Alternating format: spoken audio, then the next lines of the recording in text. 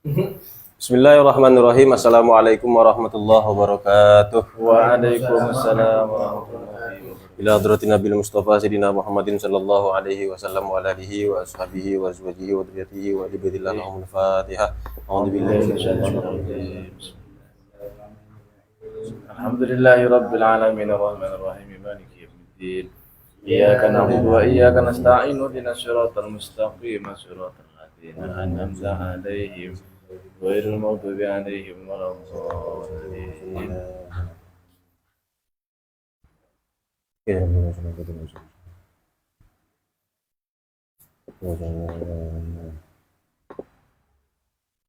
Wa furuhim wa sulim. Al-Fatihah. A'udzu billahi minasyaitonir rajim. Bismillahirrahmanirrahim. Alhamdulillahi rabbil alamin arrahmanir rahim. Iyyaka na'budu wa iyyaka nasta'in siratal ladzina an'amta 'alaihim.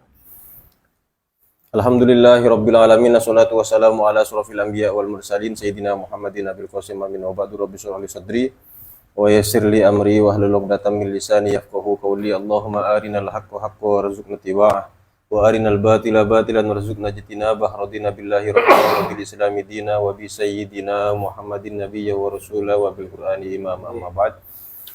Bismillahirrahmanirrahim. Kita kembali lagi di kajian mampir. Pada malam hari ini kita akan mengulas bait ke-8 dari Nadhom Aqidatil Awam. Kitab yang kita gunakan pada malam hari ini adalah kitab Nurud Dolam, kitab yang disyarahi oleh Syekh Nawawi bin Umar Al-Bantani. 3 sifat yang kita bahas malam ini ya. Ya. Sifat sama, basor, dan kalam. Bismillahirrahmanirrahim. Qala al-mu'allifu rahimahullahu ta'ala bihi wa nafa'ana bihi wa bi'ulumihi wa amaddana fi madadihi wa anwarihi fid dharaini. Amin. Amin. Bismillahirrahmanirrahim. Di nadhumnya itu dijelaskan sami'unil basiru wal mutakallimu lahu sifatun sab'atun tantadimu. 3 sifat yang akan kita bahas. Nah, kenapa kok 3 sifat ini adalah sifat yang kemudian kita bedakan dengan pembahasan sebelumnya? Karena sebagaimana yang dijelaskan oleh salah satunya itu adalah oleh Imam As-Sanusi, kemudian ada ulama lain, yakni Syekh Said Fauda, kemudian ada siapa lagi? Syekh Umar Yusuf Al-Jundi. Setidaknya di 3 kitab itu yang saya punya itu ya. Bahwa ketiga ulama tersebut menjelaskan sifat sama, basor, dan kalam adalah 3 sifat yang dalil naklinya, dalil Qur'annya, kira-kira Qur'an hadisnya itu lebih kuat dibandingkan dengan dalil aklinya. Beda dengan 3 sifat sebelumnya ya. Kalau sifat wujud, qidam, baqo, sampai kudrah, iradah, ilmu, hayat, itu sifat-sifat yang dalil aklinya lebih kuat. Bukan berarti tidak ada, enggak. Sifat dalil ininya, dalil aklinya ada. Cuman dalilnya itu kalau mau dibandingkan dengan yang nakli, lebih kuat yang nakli, kira-kira demikian. Makanya kemarin ketika diskusi dengan beberapa teman, saya usulkan agar 3 sifat ini dipisah, dijadikan satu pembahasan yang berbeda. Itu yang pertama. Kemudian yang kedua, tadi ada keterangan yang sangat menarik. Menarik. Sebelum kita baca ini. Apa yang kita baca menarik itu? Yakni keterangan yang ada di kitab Al-Iqtisad wal I'tiqad, itu karya Imam Al-Ghazali, sang Hujjatul Islam. Ini tidak mengkritik Saudara Yun. Saya kemarin lihat kajiannya siapa? Kiai Ma'ruf Fauzin itu beliau Ki Abdul Wahab itu. Beliau betul-betul menjunjung tinggi Syekh Nawawi Banten. Kemudian saya teringat dengan kajian kita. Jadi Nurud Dolam itu betul-betul luar biasa katanya, bisa disampaikan dengan bahasa yang betul-betul sederhana. Ini kan kemarin kita yang dikritik sama Kori sebelumnya. Tergantung audiens. Audiennya ya. Oh, iya. Kebetulan aja beliau ngisinya di tempat yang Seperti itu. Kita nggak tahu. Oh iya. Saya berlepas tangan. Nah, kata Imam Ghazali di kitab Al-Iqtisad itu dijelaskan bahwa salah satu dalil atau bukti bahwa Allah itu bukti rasional ya, bahwa Allah itu punya sifat kalam adalah seandainya ada orang nih misalnya yang menolak sifat kalam, bahwa Allah itu tidak punya sifat kalam, maka secara otomatis, secara tidak langsung dia itu sebenarnya akan menolak keberadaan Rasul. Ini menarik saya pikir dalilnya. Menarik. Kenapa demikian? Itu dalil akalnya ya. Dalil akalnya. Tadi kan di awal saya jelaskan bahwa 3 ulama yang tadi saya sebutkan namanya itu mengatakan dalil naklinya lebih kuat daripada dalil naklinya lebih kuat daripada dalil aklinya. Oke. Sementara ketika melihat penjelasan Imam Ghazali, ternyata ini juga kuat dalil aklinya itu terkait sifat kalam. Nah, kenapa kok otomatis menolak Rasul? Karena Rasul yang disebut Rasul itu penyampai firman Tuhan. Oke. Nah, kira-kira demikian, itu keren sekali kata Imam Ghazali. Oke, itu saja informasinya sebagai tambahan. Sekarang kita baca keterangan dari Syekh Nawawi Banten. Bismillahirrahmanirrahim. As-sam'u wal basaru atau as-sam' wal basar. Gitu ya. Sifat sama dan basar. Sifatani yazidul inkisyafu bihima alal inkisyafi bil ilm. Ini satu kalimat yang sangat memungkinkan untuk disalahpahami. Sama dan basor adalah 2 sifat. Sifatani 2 sifat. Yazidul inkisyafu bihima alal inkisyafi bil ilmi. 2 sifat yang memberikan tambahan penyingkapan bihima dengan keduanya alal inkisyafi bil ilm, atas penyingkapan dengan sifat ilmu. Atau biasanya kalau istilah tadi lebih ruwet ya, kita sederhanakan, biasanya dijelaskan begini. Sama dan basor itu adalah sifat tambahan yang yang menyingkap atas apa yang disingkap oleh sifat ilmu. Masih sulit juga itu. Masih sulit itu ya. Masih sulit. Atau gini saja.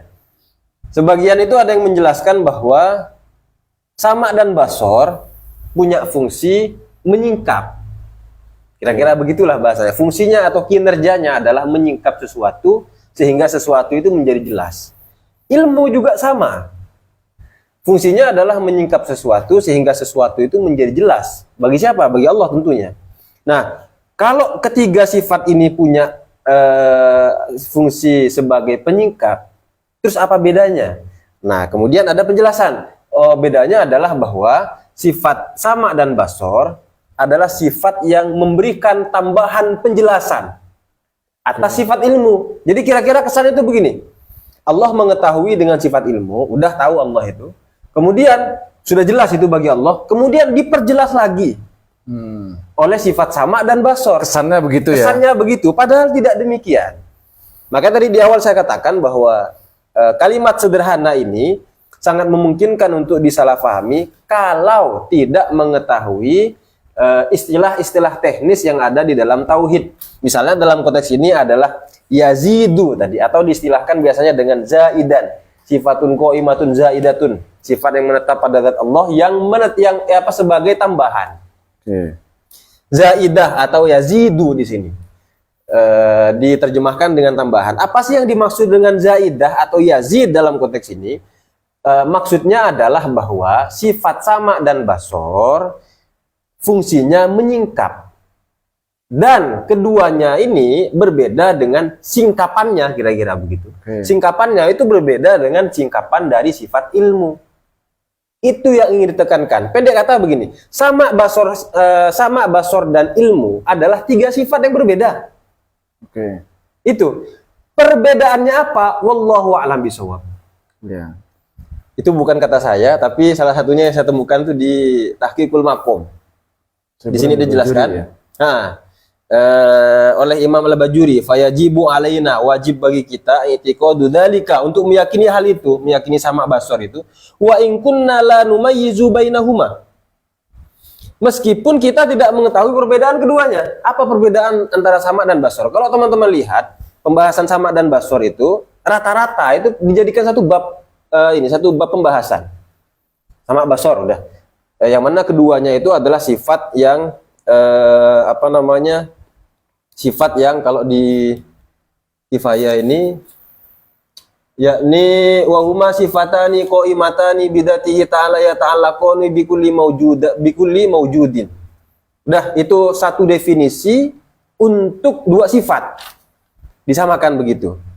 Kenapa kok demikian kata Imam Al-Bajuri itu? Karena kita tidak mengetahui itu. Perbedaannya apa? Iya. Jadi puncak pengetahuan adalah ketidaktahuan kita. Iya, betul. Loh, katanya di dalam akidah Islam semuanya rasional. Ini kok ada sesuatu yang kemudian tidak diketahui bahkan oleh para mutakalimun sekalipun.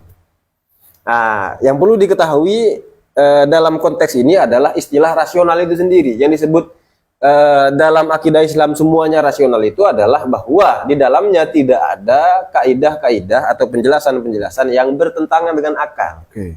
Kira-kira demikian. Nah, terkait dengan sama dan basor, karena dalil naklinya ada, maka kita wajib mengimaninya.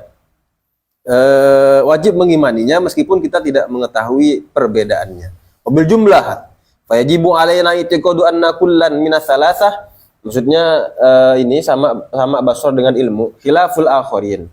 Ketiganya berbeda. Wa in kana la ya'lamu haqiqatahu illallahu ta'ala. Meskipun kita tidak mengetahuinya. Yang tahu itu hanya Allah. Boleh saya tambahkan lagi? Iya. Saya tambahkan untuk penyederhanaan. Kembali ke kitab Nurul Dolam, Syarah Aqidatul Awam. Nah, di sini kan disebutkan di teksnya tadi, wasam'u wal basoru, sama dan basor itu adalah sama artinya mendengar, basor artinya melihat. Jadi Allah itu punya dua sifat ini, yakni Allah Maha mendengar dan Allah Maha melihat. Apa itu Maha mendengar dan Maha melihat? Mendengar dan melihat itu adalah sifatani yazidul inkisafu bihima alal inkisafi bil ilmi. Yang mana sifat sama dan basor, melihat dan mendengar dan melihat itu adalah sifat yang dengan dua sifat tersebut menjadi tersingkaplah segala sesuatu. Yang mana tersingkapnya ini atau terbuka menjadi jelasnya ini adalah sesuatu yang berbeda dengan ilmu. Nah, penjelasannya begini. Sebelumnya kan sudah kita jelaskan bahwa ilmu Allah itu memiliki sifat ilmu. Allah itu mengetahui segala sesuatu.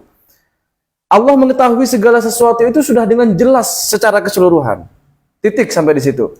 Sudah. Lalu sekarang kita membahas tentang sama dan basor, mendengar dan melihat. Yang mana dengan sama dan basornya Allah itu, Allah mendengar segala sesuatu dan Allah melihat dengan segala sesuatu. Yang mana Allah mendengar dan melihat segala sesuatu itu dengan jelas. Ilmu tadi kan mengetahui segala sesuatu dengan jelas. Sama mendengar segala sesuatu dengan jelas. Basor melihat segala sesuatu dengan jelas. Itu yang dimaksud inkisaf. Nah, yang perlu dipertegas di sini adalah kejelasan dari masing-masing sifat itu semuanya berbeda.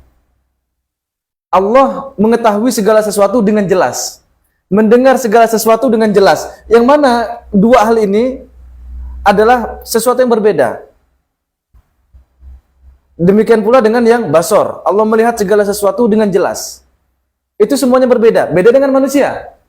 Kalau manusia kan begini, misalnya, saya punya pengetahuan untuk membuat kopi misalnya. Saya sudah punya pengetahuan nih, oh cara membuat kopi yang enak itu takaran kopinya sekian, takaran gulanya sekian, kemudian suhu airnya sekian, lalu dituangkan dengan cara yang seperti ini. Saya sudah punya tahu tuh. Jelas dalam pengetahuan saya, karena saya melihat video tutorialnya, caranya misalnya. Udah jelas kan di pengetahuan saya.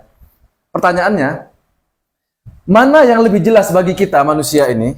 Hanya sekedar mengetahui saja, atau kita mengalami langsung praktek buat kopi dengan cara yang seperti itu, kita lihat dan kita dengar secara langsung. Langsung praktek misalnya.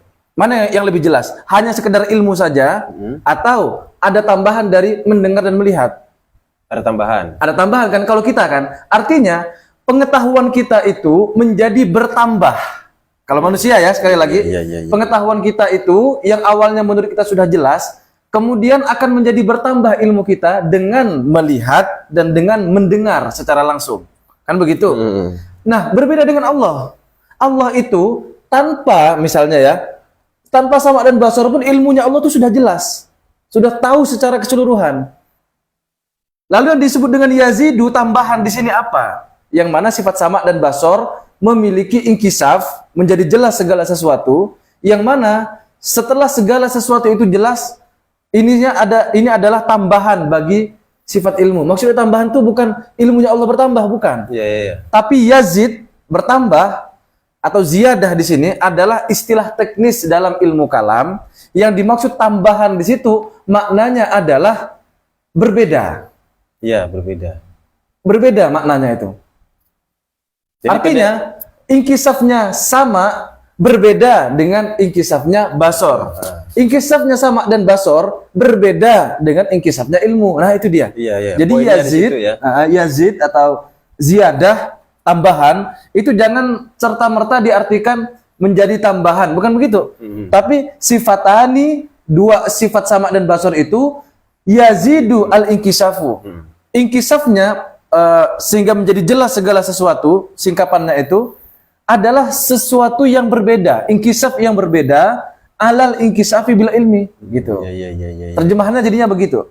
Sifatani ialah dua sifat yazidu yang menjadi berbeda apa al inkisafu inkisafnya bihima dengan sama dan basor alal inkisafi bil ilmi, seperti itu. Jadi yazid di situ maknanya bukan hanya sekedar tambahan, tapi berbeda. Sama tadi Ustaz Fauzi jelaskan sifatun qaimatun zaidatun misalnya. Zaidah itu bukan tambahan maknanya. Secara harfiah oke. Tapi itu adalah istilah teknis, maksudnya ziyadah, tambahan di situ adalah berbeda. Yang mana sifat kudroh, irodah, ilmu itu adalah sesuatu yang berbeda dengan zat. Zat Allah dengan sifatnya Allah adalah dua hal yang berbeda, sekalipun tidak bisa dipisahkan. Sekalipun pada faktanya zat dan sifatnya Allah tidak bisa dipisahkan, tapi perlu digarisbawahi keduanya adalah dua hal yang berbeda. Secara Itu mungkin pemahaman. secara pemahaman tambahan dari saya. Oke, baik. Pendek kata dalam bahasa awam itu sama basor ilmu adalah tiga sifat yang berbeda. Udah. Apa perbedaannya? Wallahu a'lam. Begitu kira-kira. Nah, itu dia. Qala Allah Ta'ala. Ini dalilnya. Allah berfirman dalam Al-Qur'an, wa huwas samiul basir, bahwa Allah itu Maha mendengar dan Maha melihat. Ada yang menarik sebenarnya dari ayat ini dan ayat yang sejenisnya. Misalnya ada ayat Allahu samiun basir misalnya. Kalau diterjemahkan jadi apa itu kira-kira? Ustaz Bayu. Wallahu samiun basir, dan Allah itu Zat yang Maha mendengar dan Maha adalah gitu ya. Sang Hmm. Maha mendengar dan Entah saya lihat di mana pembahasan itu ya. Pokok ada ini. Wallahu samiun basir misalnya. Dan Allah itu adalah pendengaran dan penglihatan. Tidak bisa bedakan masdar dengan isim fa'il. Kacau juga ya. Oke, itu terkait dengan sifat sama dan basor. Singkat, padat, dimengerti. Ada Semoga. banyak yang nggak tahu, itu wajar. Karena para ulama juga ada banyak yang nggak tahu. Ya, Bukan tadi karena kan ini. hakikatnya seperti apa? Sama basor dan kalam. Wallahu a'lam bishawab. Itu kan intinya Iya, tadi. iya. Perbedaannya tidak diketahui, hakikatnya juga tidak diketahui. Oke, lanjut. Wal kalamu. Yang semangat. Wal kalamu gitu. Nanti setelah ini. Gimana dengan Ustaz Bayu? izin menegaskan Oh, menegaskan. Ya, silakan. Karena Berarti kurang tegas kita nih ya dari tadi. belum, karena belum menyentuh dasar daripada bahasa. Lagi-lagi tentang bahasa. Itu memang Ustaz Bayu ahlinya gitu ya Ustaz ya. Bukan keahlian. Enggak ahli sih, rajin ngoceh aja. Karena sejatinya siapapun yang menerjemahkan zada, termasuk narasumber Iya. kori kita, besitan pertama kali itu pasti zada ya menambah. Jadi fiil mutaaddi, sehingga ingin dijadikan fiil untuk fa'il si sifatun itu kurang tepat karena sifatun muannas. Ya kan, apalagi sifatani. Loh, Ya. sehingga diartik kok bisa dialihkan dari zada yazidu itu menambah menjadi makna izdada. Karena arti yang lebih familiar kalau bertambah, sebagaimana yang udah dijelaskan versi Mas sampingnya itu, Mas Samping. Mana Mas Samping? beliau sudah menggunakan makna kedua atau mungkin makna kesekian dari zada berubah jadi isdada. Makna goyah sabai. Bukan makna bidayah. Oh iya. Salah satu ya. Maka dan bukan hanya yazdadu. Karena kalau kita memakai zada menjadi isdada masih belum tepat. Sehingga perlu dialihkan lagi ke ikhtalafa atau apa tadi? Berbeda lah Berbeda, pokoknya. ya. Nah, itu yang mungkin lagi saya cari. Apakah ada sih di deretan makna lugawi daripada zada itu yang mengarah ke ikhtalafa? Kalau tadi saya tawarkan, itu adalah makna goyah, kalau gitu. Dengan Yang ini, referensi dari kesamaannya. Hah? Dari kesamaannya. Kenapa kok kemudian dimaknai dengan makna goyah yang itu sesuai dengan makna ininya? Makna asalnya. Gimana? misalkan kita kan udah familiar ya dengan mengartikan istawa dengan istaula dengan Ya. berbagai arti-arti loh. Kok bisa mendadak ke sana ke sana? Nah, itu berarti kan kita perlu referensi kamus. Ya. Sehingga untuk mengenyangkan, memuaskan hasrat penikmat bahasa Nyam. memang agak jauh gitu kan, sekilas. Iya. Nah, alangkah indahnya memang secara lugawinya. Jadi baik, bisa dilanjutkan sambil saya carikan Oh iya, anunya ya. Oh, gitu. padanan. Ya makanya tadi kita pertama kita sebutkan bahwa itu adalah istilah teknis. Itu di kitab misalnya yang pernah saya baca ya, kitab Dasuki. Oh bukan. Saya kira membangun Iya, akidah. bagus. Kitab Dasuki misalnya, jelas tuh maksudnya ziyadah, apa ya bahasanya di situ ya. Intinya adalah itu maksudnya adalah sesuatu yang berbeda. Gitu maksudnya. Ya berarti misalkan ketika makna Mana secara bahasa Dasuki? sudah menyerah, makna secara bahasa sudah menyerah, berarti perlu bantuan kedua yaitu lewat istilah Iya. term khusus. Oh gitu maksudnya. Jadi Ustadz Bayu sedang mengupayakan memaknai tetap secara lugotan gitu ya. Masih bisa nggak sih? Masih bisa enggak sih gitu ya? Seluas itu nggak Tidak sih langsung melompat ke makna istilahan Nah, gitu. lumayan ibaratnya apa ya? Udah betul kok pemahaman ini kayak tadi Yazidul Inkishaf betul lebih jelas gitu, ya kan? Sangat awam tuh sangat mendukung pemaknaan seperti itu. Itu maksud Bayu Anda? Iya ya. Secara awam, Secara awam. Iya, secara awam malah bahaya. iya. Ya namanya juga awam ya. Kok bisa dipalingkan? Berarti setidaknya secara bahasa, nggak Kaidahnya begini. Kaidahnya di bagian awal nih tahqiqul maqam wa kullu syai'in istahala alaihi ta'ala bi'tibari mabda'ihi jaza itlaquhu alaihi ta'ala bi'tibari ghayatihi.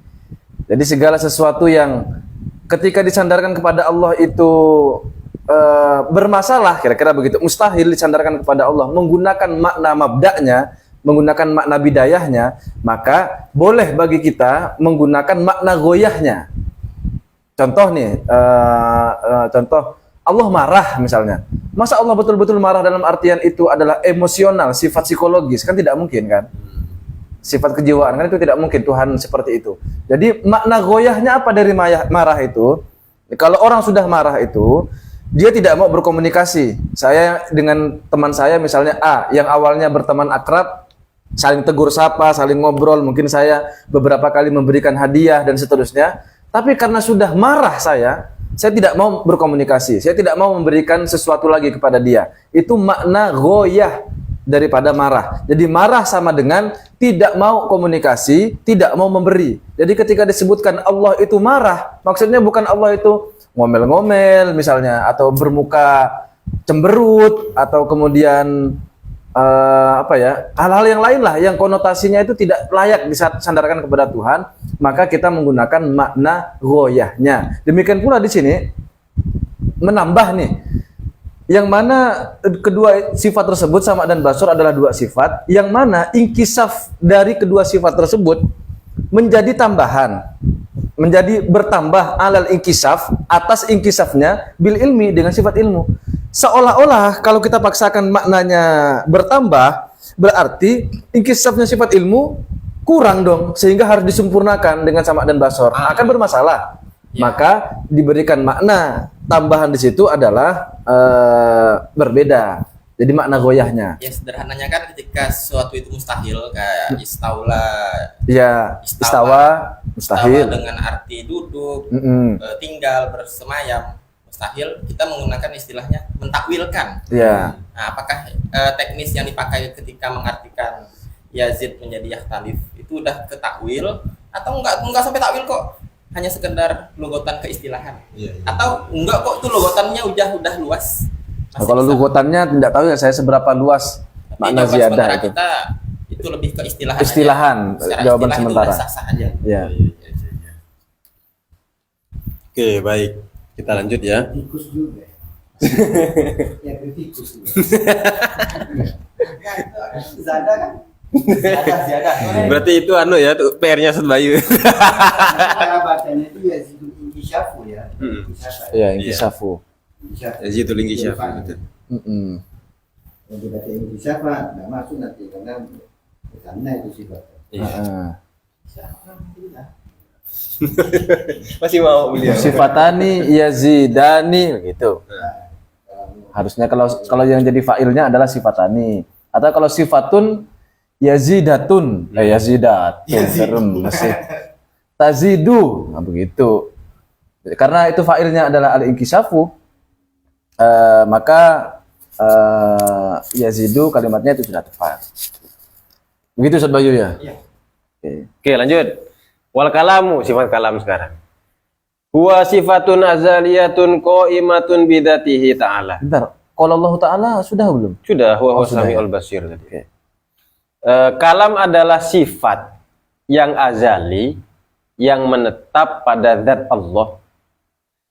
Yu'abbaru anha bin nadhmi al-makhsusi al-musamma bil Qur'an wa bi kalamillahi ta'ala aidan. Nah, ini agak rumit nih. Langsung panas. Yang terkadang sifat kalam ini diungkapkan dengan rangkaian khusus yang disebut dengan Quran. Wa bi kalamillahi ta'ala aidan, dan kalam itu juga termasuk ini kalamnya Disebut kalam kalamnya Allah, Allah. disebut juga kalam Allah. Itu. Qala Allah Ta'ala, Allah berfirman, wa kallamallahu Musa taklima. Dan Allah berfirman kepada Nabi Musa secara langsung. Ada tambahan? Ada. Sebelum ditambah ya, saya ngasih penjelasan Gimana sedikit sih? saja, sedikit. Tanya tapi nambah sendiri. Tadi saya lihat di kitab Iqtisad itu Imam Ghazali menjelaskan bahwa kalau disebut terkait dengan Quran, karena kan pembahasan tentang kalam ini juga pembahasan yang cukup cukup seru di satu sisi, juga cukup tragis jika melihat sejarahnya ya. Sampai ada peristiwa mihnah itu kan. Para ulama dikumpulkan, ditanya kalam apa Quran itu qadim atau hadis. Kalau dikatakan qadim cambuk gitu kan. Kalau dikatakan hadis samad. Saya kira begitulah gambaran umum peristiwa mihnah itu. Nah, Imam Ghazali menjelaskan bahwa kalau menyebut Quran, terkadang makna yang dimaksud di situ adalah kembali kepada sifat kalam. Terkadang juga ketika menyebut kata kalam, maksudnya itu adalah kembali kepada teks Quran. Teks Quran yang jarang kita baca itu kan. Nah, terkadang begitu. Jadi ketika menyebut Quran, maknanya itu kembali ke sifat kalam yang kodim, yang koim tadi itu. Bidzatihi ta'ala, kembali ke sana. Terkadang juga ketika menyebut Quran, maknanya itu kembali kepada teksnya. Nah, dengan demikian maka kalau kita menemukan penjelasan para ulama yang mengatakan bahwa misalnya Quran itu adalah kalam Allah yang kodim begitu, maka kata Quran yang dimaksud kembali kepada sifat kalam.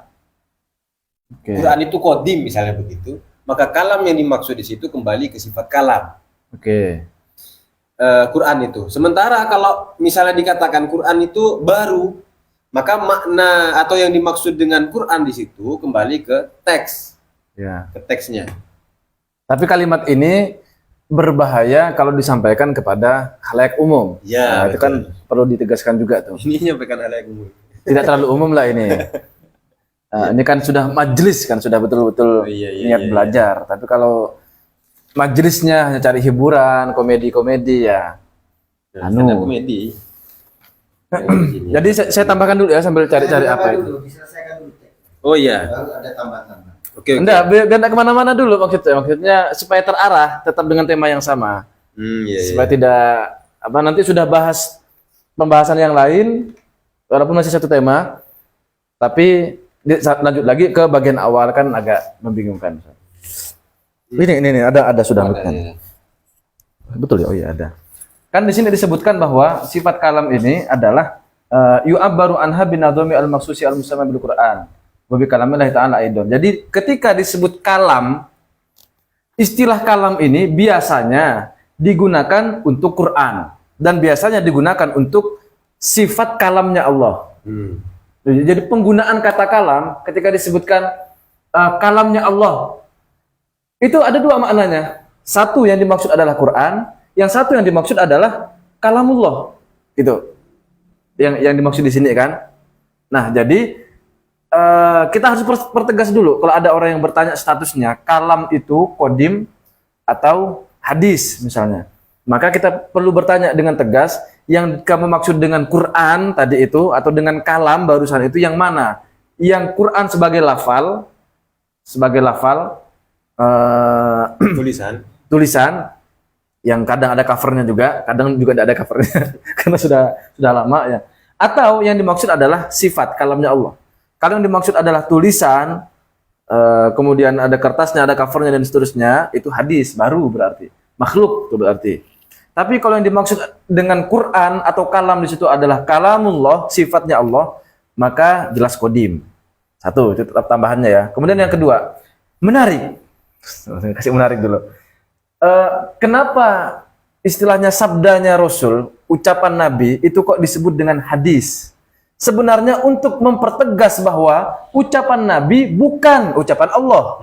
Ucapan Allah bukan ucapan Nabi. Jadi apa yang disampaikan oleh Nabi itu, kalau itu Quran, itu bukan ucapan Nabi.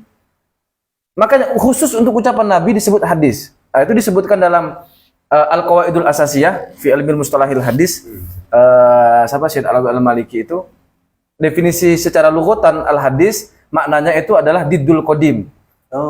Agak menarik kan? Jadi kenapa kok ucapan Nabi istilahkan dengan hadis? Untuk mempertegas ucapan Nabi itu bukan Quran. Quran itu bukan ucapan Nabi gitu.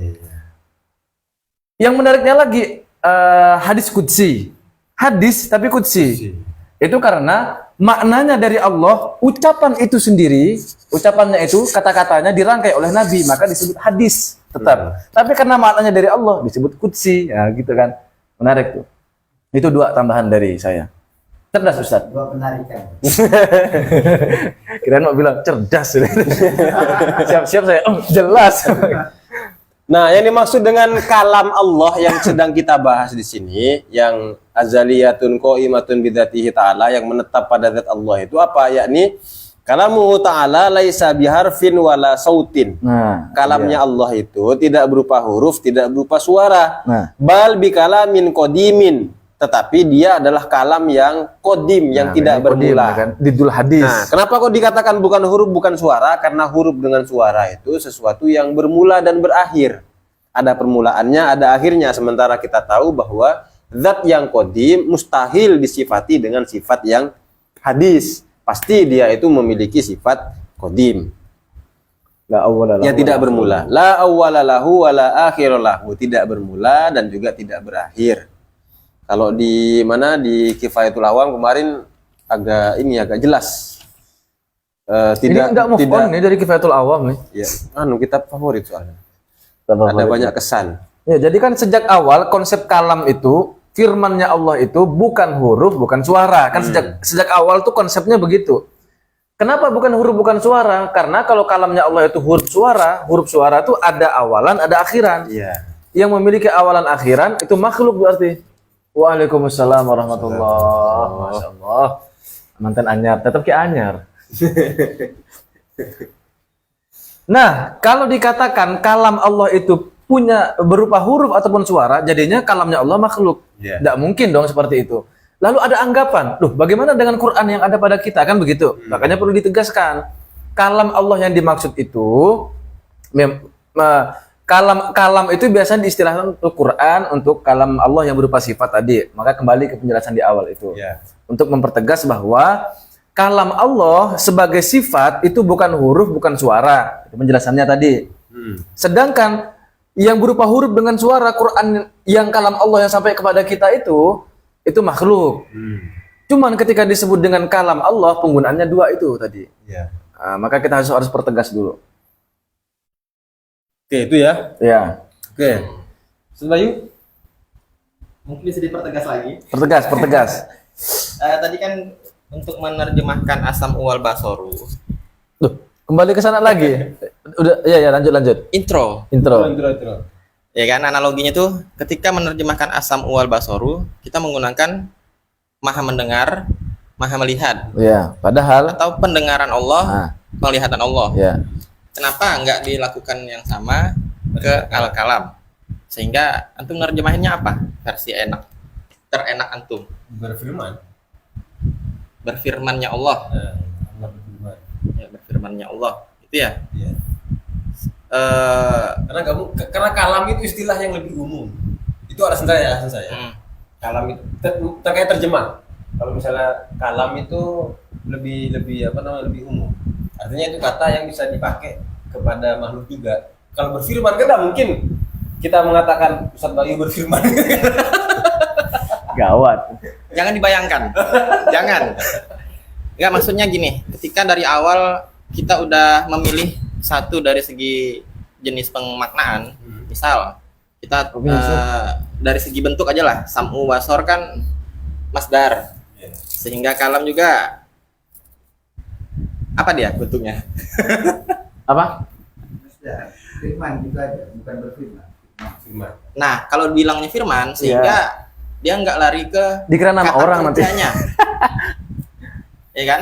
Melihatnya Allah, mendengarnya Allah, berbicaranya Allah. Sehingga layak dengan definisi sifatun. Jadi kata kerjanya. Iya. Tapi kadang tadi dalam beberapa pembahasan kita mengitlakkannya dengan bahasa yang diucapkan, berarti yang difirmankan, firman. Ketika kita memilih firman Allah, berarti yang diucapkan Allah. Sehingga saya ingin penegasan, bahasa mana yang lebih tepat dari kedua itu, firmannya atau berbicaranya Allah, atau berfirmannya Allah. Ya, saya terlalat ulang mundurin berfirmannya Allah. Firman itu lebih lebih khusus lah itu. Dan sudah lazim dipakai. Itu langsung dipakai. Jadi kalau diterjemahkan langsung firmannya Allah, Pertanyaan Ustaz Bayu itu Al-kalam. implisit, bukan itu. Bukan ya implisit. Ini pengaruh kopiah hitam nih Ustaz ya. Yang dimaksud Ustaz Bayu itu bukan itu. Ustaz. Apa sih? Bukan arti berfirman, bukan itu. Apa? Masdar itu diartikan secara umum. Orang kalau ini firman Allah, maksudnya itu yang difirmankan Allah. Bukan. Ini kok lebih Ustaz Bayu daripada Ustaz Bayu. Ustaz Bayu itu kan itu. Kesannya orang itu kalamnya Allah yang dikalamkan, bukan arti kalam masdar itu sendiri. Itu Mas. Di buku saya cetakan yang ini itu tulisan wal kalamunya itu ada merah-merahnya. Punya antum ada warnanya nggak? Ada dong. Oh ada. Tetap mahal. Sehingga untuk menggantungkan segala informasi tentang wawasan tersebut dalam sebuah judul, nah saya pengen terjemah lugas untuk judulnya aja, bukan ngomongin yang tadi mushaf, firman Allah, bukan. Oke. Wal kalamnya aja gitu. Kalau tadi kan wasamu mendengarnya Allah atau pendengaran Allah, ya kan? Sekarang wal kalam. Firman. Dan udah dijawab oleh beliau tadi, berfirmannya Allah. Nah, itu yang saya keep gitu. Berfirman ya. Iya. Mas Usman. Kalau saya firman. Firman. Nah, yang firman ini yang perlu Apa alasannya? Apa alasannya? Ayo Nah, debat, ini- ayo debat.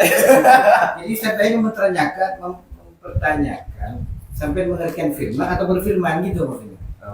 Saya bilang firman. Kalau yang bilang berfirman aman. Nah, kalau yang bilang firman, Kenapa? Kalau firman bukan bermasalah. menyalahkan. Iya. Bukan alasan. Kenapa dari sebuah kata kerja berubah menjadi yang diucapkan? Kalau untuk kalamnya aja. Iya. Kan begini kan, sama seperti kita lah. Melihat kata kerja kan, penglihatan. Bukan penglihatan, Masdar. yang dilihatnya. Enggak. Kita nih, Oh, iya. kita nih kan bisa melihat, ya, melihat buku misalnya. Melihat itu kan kata kerja. Kalau penglihatan, Prosesnya, proses kata kerjanya terus kata bendanya apa? yang dilihat. Lihat. Lihat itu bisa. Penglihat, ya, penglihatan Lihat itu kata bendanya. Ya makanya penglihatan kata saya. Iya. Penglihatan, Prosesnya. Enggak sudah yuk. prosesnya itu melihat. Proses bekerja melihat. Ya, Itu kan melihat itu namanya. melihat ya. Kalau penglihatan kata benda. Kata benda ya. Isim.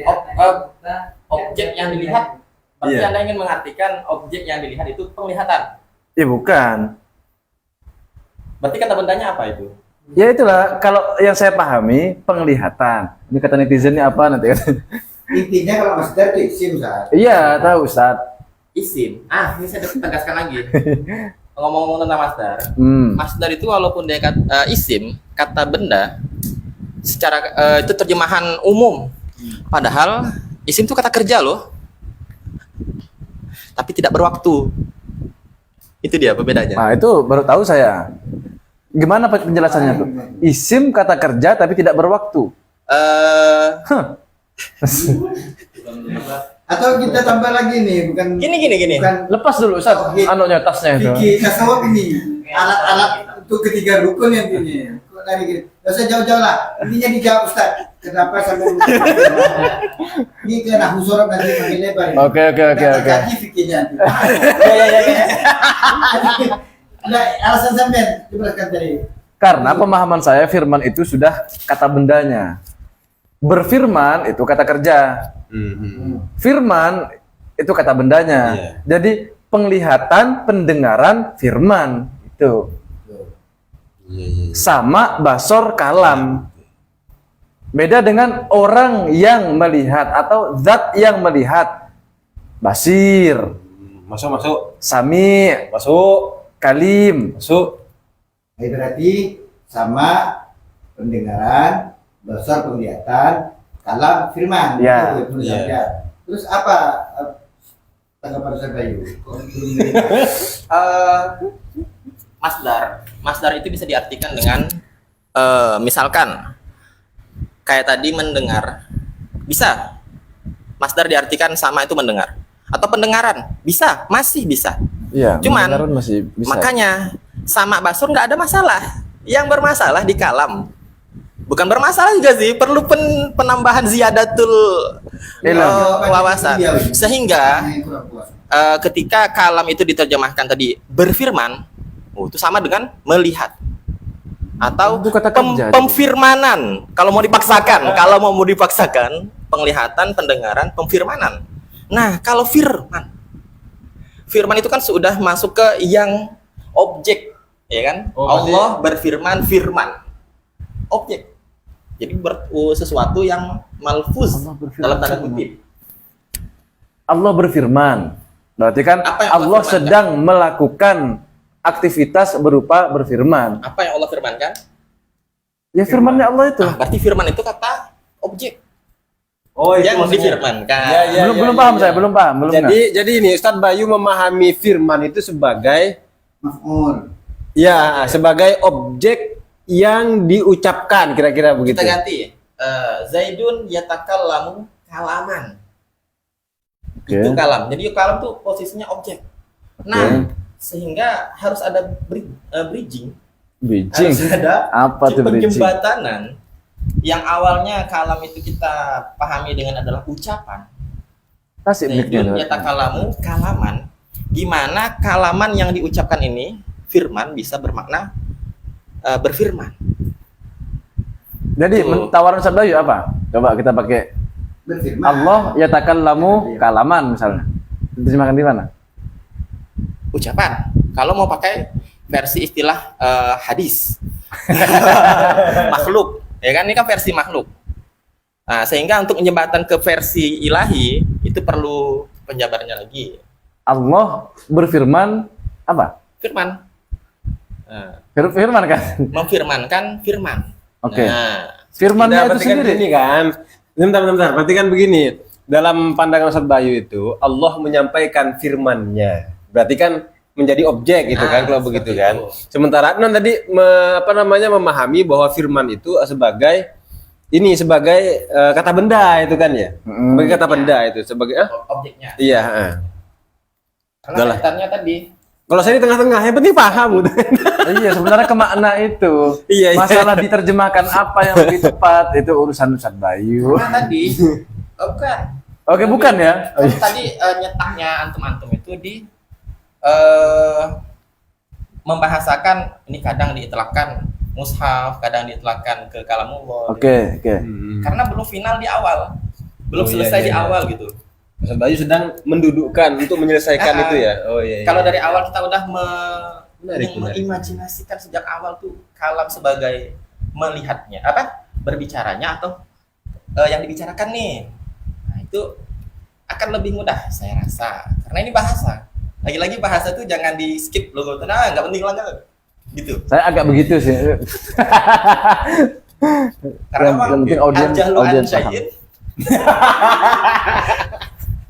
Iya kan? Iya. Ada apa? Anasu ada mujahilu. Ketika bukan saya bilang bukan bodoh loh ya. Tidak apa-apa Ustaz Ketika Bayu. kita belum tahu akan sesuatu, kadang kita ntar gitu. Saya ingin Oke. menarik. Tapi sejauh ini, sejauh pengalaman saya masih belum menemukan masalah sih dari Sifat kalam ini ya. terjemahan yang seperti itu. Mau diartikan firmankah, mau diartikan berfirmankah, yang penting orang tuh paham. Karena nanti ketika menemukan Wahabi, Wih, kita akan dihadapkan dengan Mik. ada yang Wahabi di sini.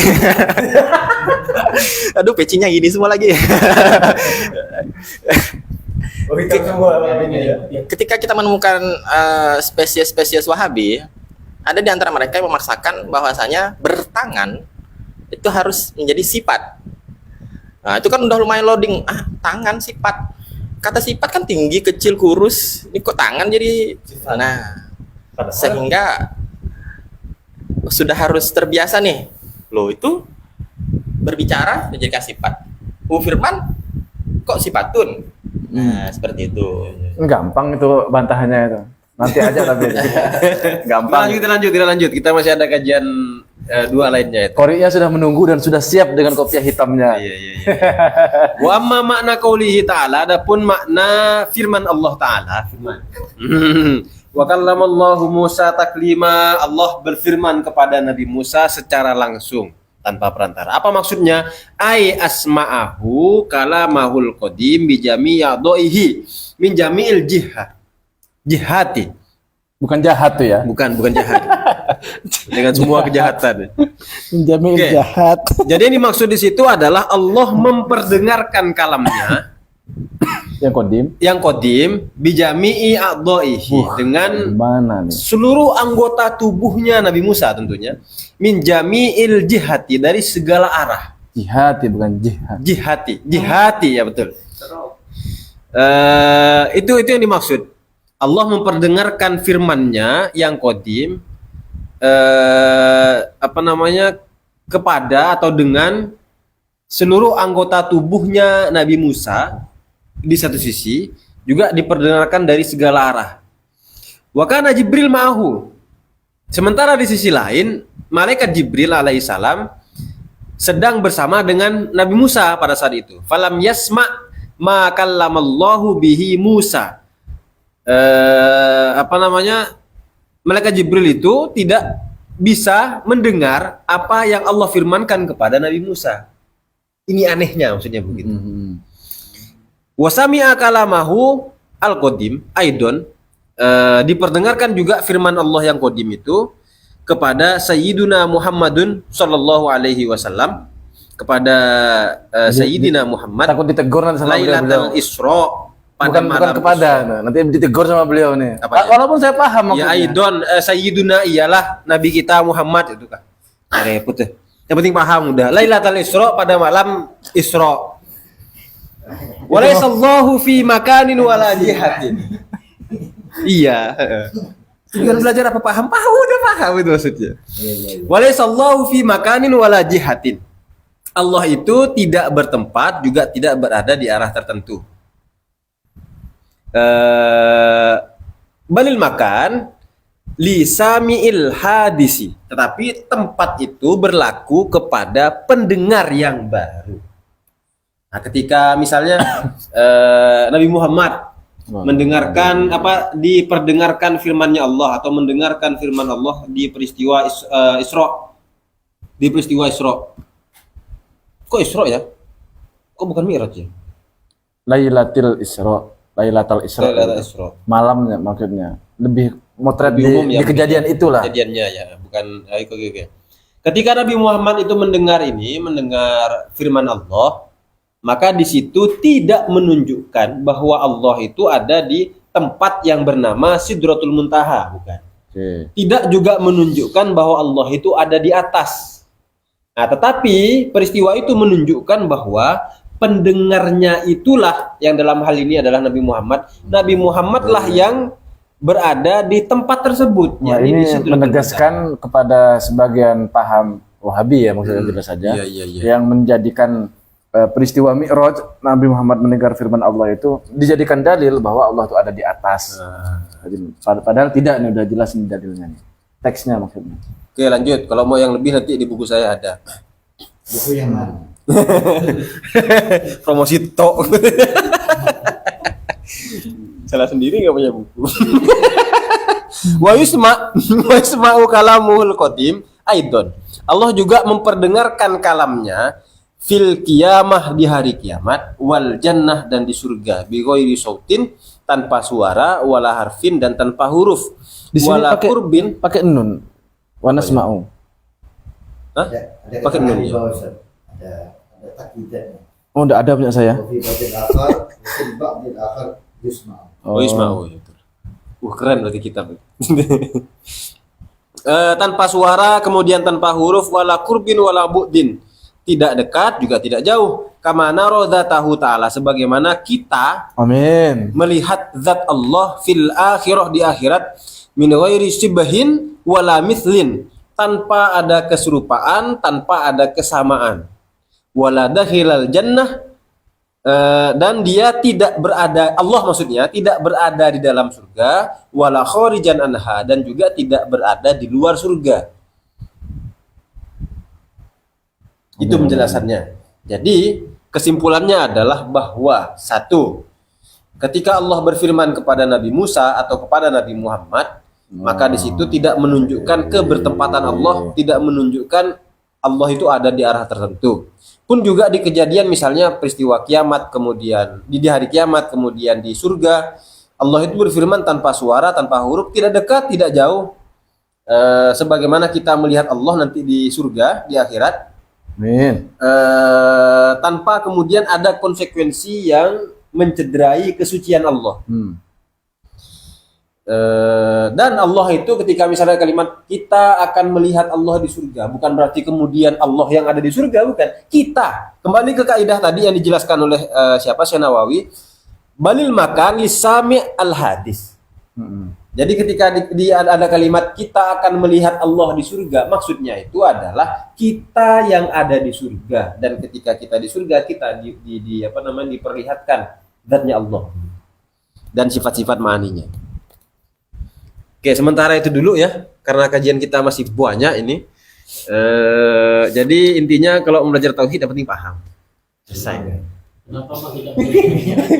Belum. Enggak, tapi bahasa juga penting. Bahasa juga penting. Jadi tawaran akhir dari saya, ketika as-sam'u diartikan maha mendengar, wal basar maha melihat, maka wal kalam maha berbicara, tanpa harus diartikan berfirman. Yes. Karena dengan diberi maha itu udah berbeda dengan berbicara biasa. Bisa. Enggak masalah. Cuman kan kayak itu kan bahasa apa ya, semacam tingkatan bahasa. Kalau kayak kamu, kalau bahasa Indonesia kan pakai kamu saja. Kalau bahasa Madura kan ada kakeh, sampeyan, panjenengan, ajunan gitu. Nah, untuk Allah itu yang paling tinggi itu pakai firman bahasanya. Jadi maha melihat dan mendengar harus beda dong. Boleh, itulah keterbatasan bahasa kita. Dan sayangnya tidak ada bahasa Indonesia yang cukup memiliki tingkatan-tingkatan seperti itu, kecuali di kalam itu. Kita lanjut setelah. Oh iya. Udah, Oke, sudah mau sementara- pesanan Grab. Kalau udah besar. Siap. Oke, sementara itu dulu untuk kajian sesi kajian tauhid, kita berlanjut ke kajian Takriratus fikih ya. Oke. Silakan Ustaz. Bisa disingkirkan. Ahli bahasa Benar. disingkirkan. Anu ya, saya Ustaz Bayu aja di sini. Tapi di sini ya. Ustaz Bayu di sini. Oh, Oh, bukan karena tersinggung. terpinggang berarti kan. Terpinggang.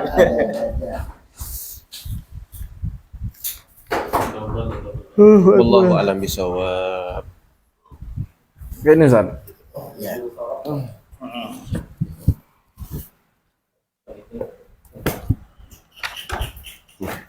Sudah muncul di depan kamera. Kopiah hitam. Jadi kopiah cuma disorot. Bismillahirrahmanirrahim. Nawaitu ta'allum at-ta'lim at-tadhakkur at-tadhkir wa an-nafa'u bil-difa'u difari wal-istifada wal hasanat wa kitabillah wa sunnati rasulih wa du'al huda wa dalalata al-khair ibtigha'u wajhihi wa radatihi wa qurbih wa sawabi subhanahu wa ta'ala. Lanjut kita ke kajian fikih sampai kita dalam pembahasan air yang makruh yang dalam kategori air suci tapi makruh untuk dipakai. Air mutlak, air suci mensucikan tapi makruh.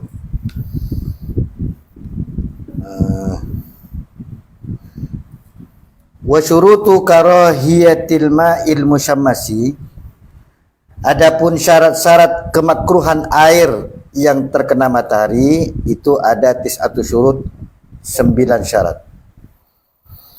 Perlu diketahui syarat ini, namanya syarat ini harus terpenuhi semua. Makanya dijelaskan selanjutnya, fa idza ikhtalla syartun minha, apabila kosong atau kurang atau tercela satu syarat di antara 9 syarat itu, zalatil karaha, maka hilang kemakruhan tersebut. Jadi harus terpenuhi semuanya 9 ya. Kalau semua syarat 9 ini baru makruh. Satu saja tidak terpenuhi, hilang kemakruhannya. Wahia majmu'atun fi qawli ba'dihim, dan 9 syarat itu terkumpul dalam perkataan sebagian para ulama. Qad karrahu musyammasan ta'athara halata ta'thirin bihayyin kurrira. In fi ina'in muntabi' la naqdi bi waqti harrin la bi waqti bardi. Bi badanin bi baladil har wa lam yakun muayyanan wa lam yakhshal alam. Wahia nasran, dan ia secara terperinci adalah satu, ayat ta'athara bi hararati syams. Syaratnya air itu makruh, yang terkena matahari itu makruh untuk dipakai. Salah satunya adalah pertama, masih panas, ada asar bekas panasnya terkena matahari. Jadi kalau belum panas karena sinar matahari itu berarti tidak memenuhi syarat. Kedua, ayusta'mala halata ta'athurihi bil harara. Yang kedua, air itu dipakai ketika ada bekas panas, maksudnya masih panas. Makanya diterangkan selanjutnya, maksudnya itu huwa sakhin, dia itu lagi panas, ada terasa panas. Jadi kalau tidak ada asar panasnya, ya maka hilang kemakruhannya, tidak memenuhi syarat namanya. Yang ketiga, yastamilahul hayy, yang menggunakan air itu hidup, orang hidup. Jadi kalau untuk mayit tidak apa-apa, tidak makruh. Masak jenazahnya. Termasuk orang-orang yang bodoh itu dianggap mayit sama Imam Syafi'i. Iya. Iya. Iya kan. 4 kali dan beli arba'an di wafatihi. Tapi itu kajian nanti di tasawuf, kajian selanjutnya. Makanya yang diperingkas ini, soalnya udah noleh-noleh koriknya dari tadi. Nomor 4, ayyakuna fi ina'in muntaba'in. Yang syarat yang keempat itu adanya air itu di tempat atau di wadah yang bisa dipatri atau dilas. Seperti apa? Muntoba. Bisa dilas, bisa dipatri. Kayaknya Muntobi. Alasannya? Karena jadi pala. Tunggu, ada isyarat ke tadi itu Kak Kalam berfirman, bukan Kak? Isi maf'ul siapa ya? Sekedar menambah. Oh, menambahkan, ya. Tidak nyinggung ke sana ya. Ina'in muntabi'in, jadi isim fa'il. Jadi di tempat muntabi yang bisa terpatri, terlas. Ya, kalau infa'ala itu biasanya udah ter. master gitu ya. Oh iya. Apa harus dimakmur-makmurkan? Oh iya. Beda dengan kalam ya. Fungsinya ada sembahyang di situ. Enggak, setiap dikit aja. Iya, ada ahlinya. Fi ina'in muntabi'in, di tempat wadah yang bisa dipatri, dilas dan lain sebagainya. Contohnya seperti apa? Kal hadid, tempat itu terbuat dari besi, wan nuhas dan apa nuhas ini ya? Kayak sejenis seng itu apa namanya? Aluminium. Aluminium, warrasos dan timah. Illa zahab wal fiddah, kecuali emas dan perak. Kalau dari emas dan perak ini pengecualian, tidak apa-apa. Kalau wadah itu terbuat dari emas dan perak, karena emas dan perak ini tidak bisa mengeluarkan, dalam keterangan selanjutnya itu dia tidak bisa mengeluarkan apa namanya, yang bisa menyebabkan penyakit baros itu, suhumah. Dia tidak mengeluarkan asar yang mengakibatkan, tidak ada. Kalau emas dan perak, kalau itu terbuat dari selain emas dan perak, maka itu makruh. Jadi pengecualian emas dan perak ini. Kemudian syarat nomor 5, ayyakuna fi waqtin harin, hendaklah air itu di waktu panas. Maksudnya musim panas. Jadi kalau di musim dingin walaupun terkena sinar matahari itu keluar dari kemakruhan, tidak apa-apa. Itu kayak di Indonesia gitu lah ya, yang tidak panas-panas amat. Tergantung sih, tergantung apa namanya? Tergantung kepanasannya lah ya. Bukan apa ya? Karena ada daerah waktu itu musim maksudnya. Dia di musim panas memang. Ya. Indonesia kan bisa musim panas, musim dingin. Maksudnya waktu di musim panasnya itu yang kemakruhan ini berlaku. Ayustamala fil badani, keenam ayustamala fil badani la fi thawbi, air itu dipakai untuk badan, tubuh, Kepala tahu. Badan. jasad lah. Oh, jasad. Itu gara-gara pemilihan badan tuh Ustaz. Iya. Dikritik lagi. Jadi memang badan ini secara umum dalam fikih itu disebut, kalau badan ini selain kepala. Itu berarti Istilah. Istilahnya. Jadi yang betul itu kalau mandi itu mengguyurkan air ke seluruh badan, tidak pas, ke seluruh jasad. Ah, kalau jasad itu semua masuk. Ya. Tubuh. Itu beda dengan kalam ya. Jasad itu dia bahasanya apa? Apa jasad itu? Tubuh. Kalau dalam bahasa Arab jasad itu semua. Ya. Tapi kalau badan itu orang kadang mengartikan selain kepala itu badan. Dan boleh nih Ustaz. Kalau semisal jasad itu maknanya dalam bahasa Indonesia tubuh gitu kan. Berarti istilah bertubuh itu salah. Berjasad berarti. Berarti kan semua. Ya. Jadi lafis saubi bukan untuk baju. Jadi kalau untuk baju tidak apa-apa. Suci saja. Yang dimakruh itu Kalau untuk celana, Ustaz? badan. Selesaikan dulu. Pertanyaan nanti sesi berikutnya. Masalahnya kalau nyuci kan ada badan. Oh iya betul juga. Musakkan itu. Yang ketujuh, soalnya ini mau di TikTok kan Ustaz. Jadi yang intinya dulu. Nanti intinya gini di akhir Ustaz, bisa dipotong nanti tuh. Ini sudah inti nih Ustaz. Oh, Yang Iya. ketujuh, ayyakuna fi kutrin harin, air itu berada di negara, kutur ini negara atau tempat lebih umumnya, har yang panas. Negara yang panas. Makanya kemarin ketika beliau pakai baju Hadramut, Hadramut. sempat saya singgung kan, Ya. itu termasuk syarat kemakruhan. Karena di sini disebut di mana negara yang panas itu seperti Kal Hijaz wa Hadramut. Hadramut. Kultur antum artikan apa Ustaz? Negara, tempat, kota atau apa gitu. Jadi yang pas apa? Bukan kucuran air. Bukan. Kotor. Bukan. Kutur itu tempat, daerah, negara, kota, wilayah. Ada di doa itu Ustaz, di doa setelah majlis taklim Nawahi wal aqwa. jamaknya aktor kuturun itu. Maulid. Kalau kutur yang dimaksud tetesan itu jamaknya kotorot. Bukan aktor Ustaz. Cerdas Ustaz. Karena kadang Tenggok hitam. terartikan seperti itu. Belum Iya. hitam. Jadi kita tepis biar enggak terjemah diterjemahkan. Biar ada sembarangan yang mengartikan masdar itu. Ya, lagi-lagi ini, aduh, ya. Jadi Hijaz dan Hadramaut ini dikategorikan termasuk kutur har, maksudnya negara yang panas. Di selain itu berarti boleh. Gitu. Yang kedelapan Allah yata'ayyana bi an wujida ghairuhu. Maksudnya tidak mentakyin, maksudnya bukan satu-satunya air itu yang dia punya, tapi ada air lain. Baru dimakruhkan. Tapi kalau hanya ini satu-satunya air yang ada, ya panas itu ya. Ya hilang kemakruhannya. Karena kan sudah ya ta'ayyan, sudah harus menjadi fardu ain. Yang letak kemakruhannya itu kalau ada pilihan air lain, baru makruh. Ya. Tapi kalau ada pilihan, itu maksudnya. Gugur kemakruhannya.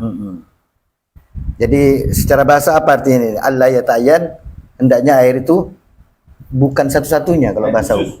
Hah? Tidak, bukan air khusus, bukan satu-satunya airnya, betul Pak. Betul Ya, kan? kan. Tapi kan bahasa Ustaz. Oh iya.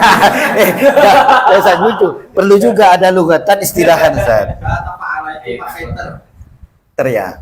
Nama Allah, Pak Allah. Ini lagi-lagi memasukkan lagi bahasa ini, Ustaz. Kita tidak bisa menyingkirkan bahasa, Ustaz. Tertentu. Allah ya ta'ayana, air itu bukan tertentu gitu. Tertentukan. Seperti apa? Bi an wujida ghairuhu, maksudnya itu terdapat selain air itu. Jadi ada air lain gitu. Yang penting paham ya. Ya. Bahasa jangan terlalu dia. Ini serba salah, saya membela kanan, tersingkir kanan kiri. Yang kiri satu alma mater, repot juga. Satu kampung gitu. Syarat yang terakhir yang nomor 9, Allah yakshal alama, dia si pengguna air itu tidak takut terhadap penyakit. Maksudnya apa? Fa in khasyal alama, kalau dia takut kepada terkena penyakit, maka bukan makruh lagi. Haruma alaihi taharatu minha, maka haram baginya bertoharah dengan air tersebut. Paham ya? Orang itu makruh kalau dia tidak takut penyakit. Maksudnya apa? Loh, kalau dia takut bukan makruh. Justru lebih parah lagi, haram jadinya. Gitu. Jadi kesimpulannya Ustaz? Belum, ini kesimpulannya. Oh, belum. Oh, illah itu ya. Illatul karaha. Ini dibuat TikTok nih, Ustaz. So, Jadi sat. kesimpulan illatul karaha, lagi-lagi penyakitnya, illatnya, sebab kemakruhan itu adalah anna ina al-ma'i, bahwa tempat air al-musyammasi yang terkena sinar matahari, takhruju minhu zuhumatun, akan mengeluarkan zuhumani bakteria, zuhumah bakteri gitu ya, turisul barasa, yang akan mengakibatkan penyakit belang. Itu illatnya, intinya, linti kemakruhan air itu. Lagi-lagi waqtaral Imamun Nawawi adamal karaha, tetapi Imam Nawawi dalam kesemuanya keterangan tadi itu memilih, ada qaulul mukhtarnya Imam Nawawi itu adamal karaha, tidak ada kemakruhan di dalam kesemuanya itu. Alasannya apa? Li dha'fi ma warada fi dzalik, karena kedhaifan riwayat yang telah datang di dalam hal tersebut yang telah disebutkan tadi.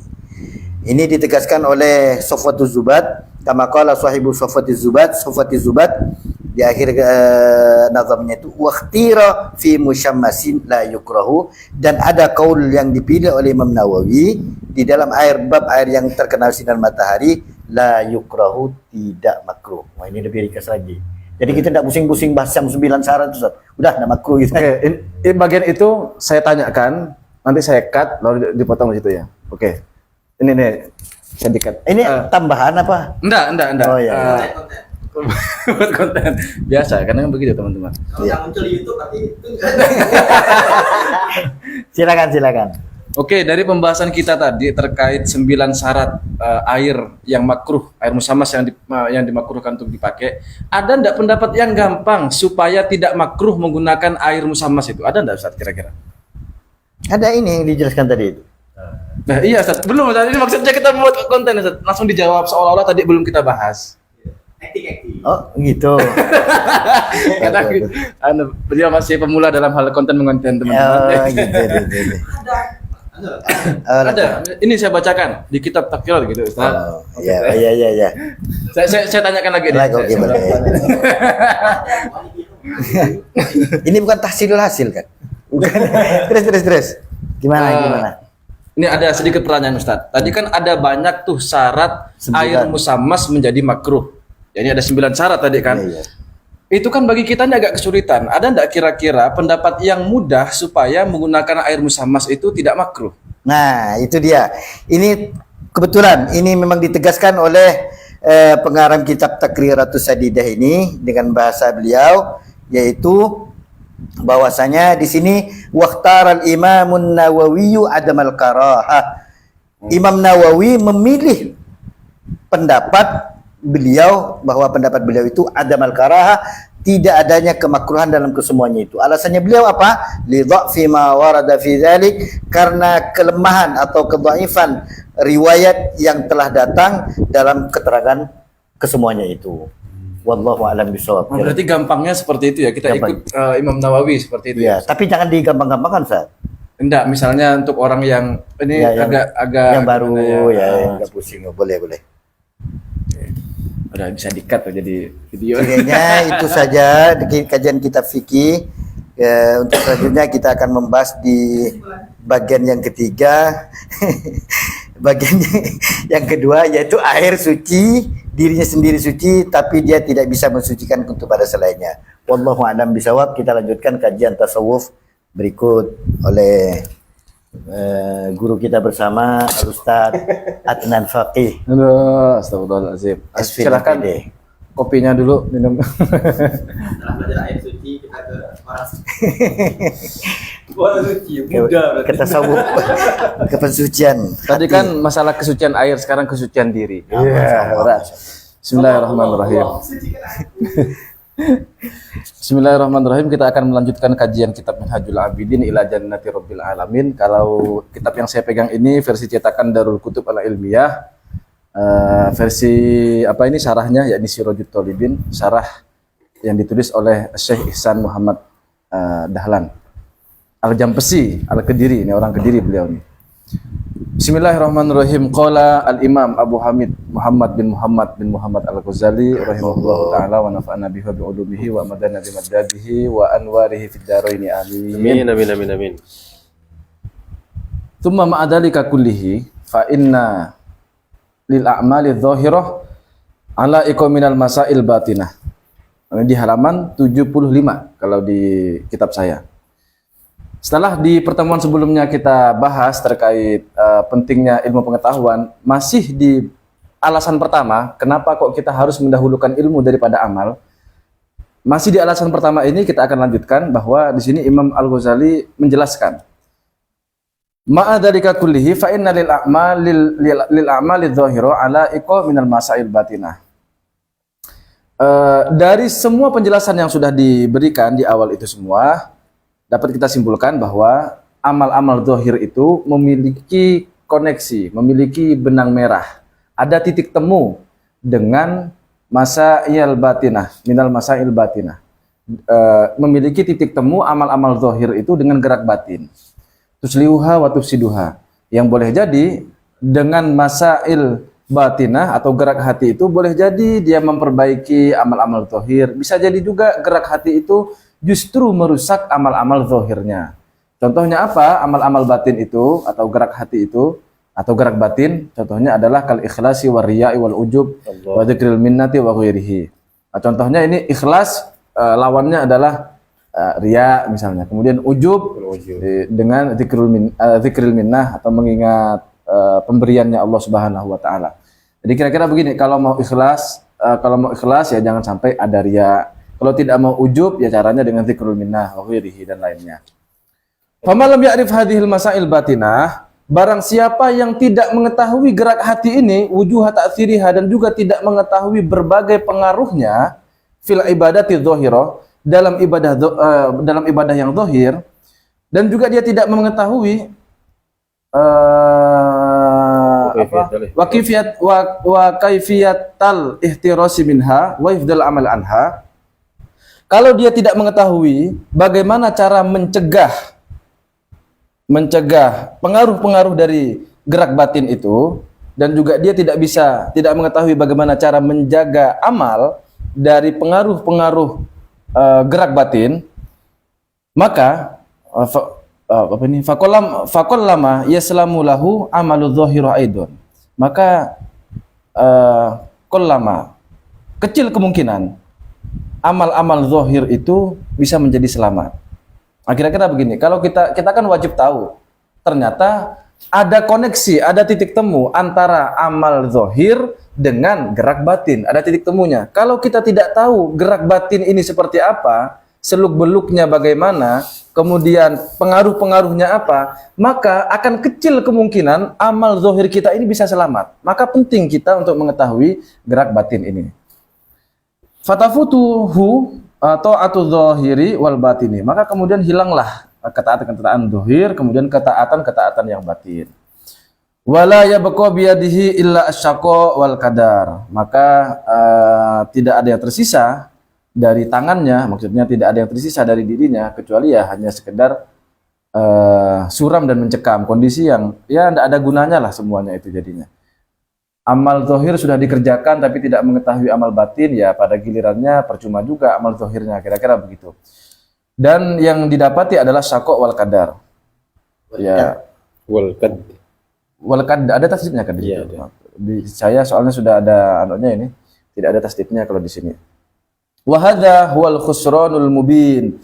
Kita sudah banyak mengerjakan amal-amal zahir tapi tidak mengetahui gerak batin, maka dampaknya tadi ya akan suram dan mencekam, dan ini adalah satu kerugian yang nyata. Walihada, dan oleh sebab itulah kalau Rasulullah sallallahu alaihi wasallam fi sifatil ilm. Rasulullah mensifati ilmu itu inna nauman ala ilmin khairun min sholatin ala jahlin. Jadi sesungguhnya tidurnya orang yang berilmu atau tidur dengan dasar ilmu itu lebih baik dengan sholat atas dasar ketidaktahuan. Walaupun saya cari hadis ini dhaif. Ya.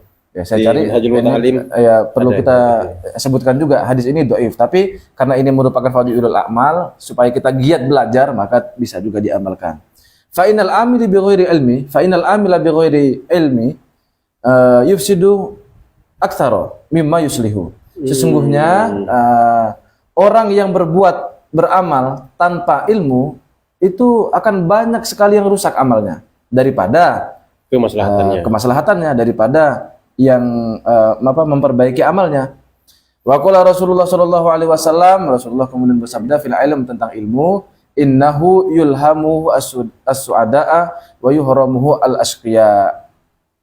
Ilmu itu diilhamkan kepada as-su'ada, orang-orang yang beruntung, dan ilmu itu diharamkan kepada asqiya, orang-orang yang celaka. Wal makna, adapun maknanya dari hadis tersebut, wal ilmu indallahi subhanahu, yang sebenarnya maknanya ya Allah Subhanahu wa taala yang tahu. Wallahu a'lam bishawab, makna sesungguhnya sebenarnya, tapi kira-kira maknanya adalah anna ihda siqwataihi alla yata'allamal ilma.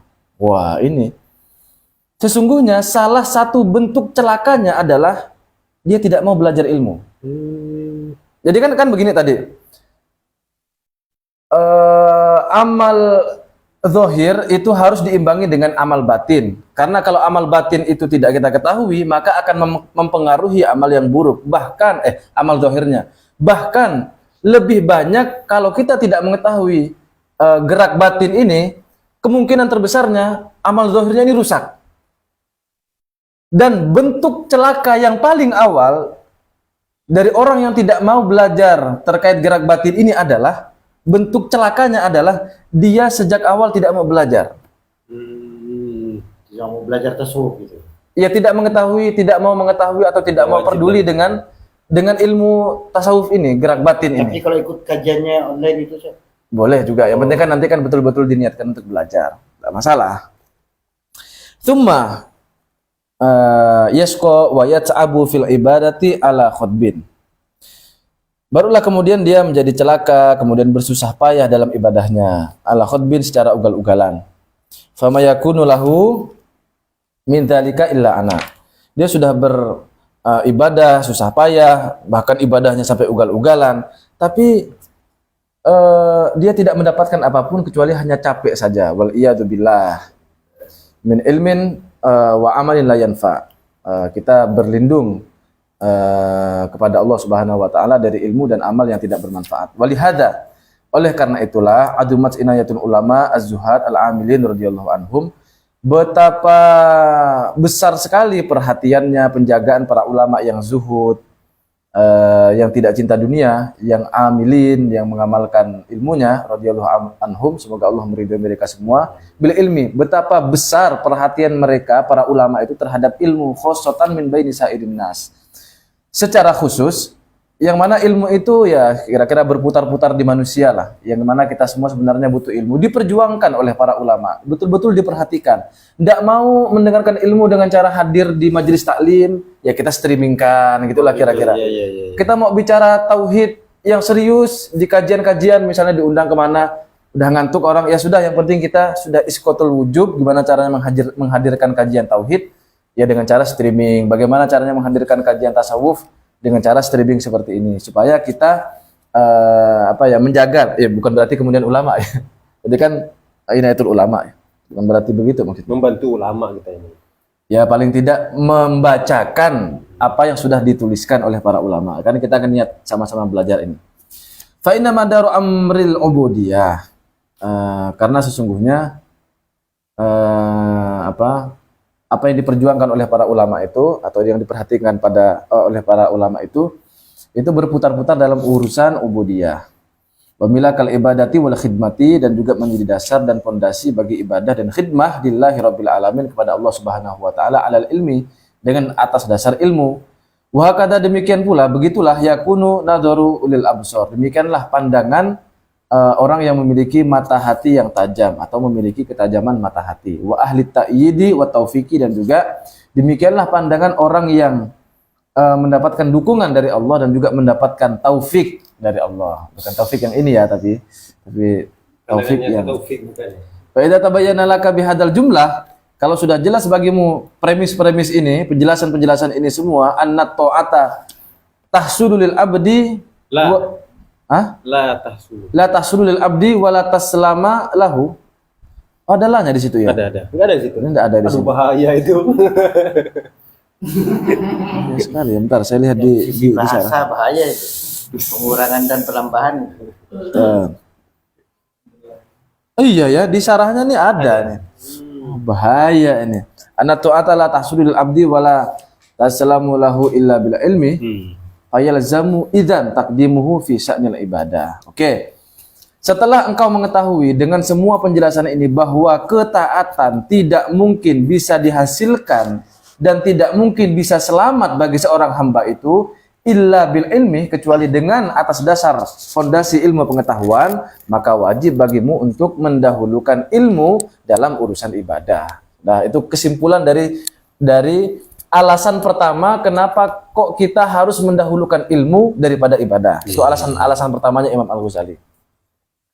Sekarang alasan yang kedua, wa ammal khoslatus tsaniyah.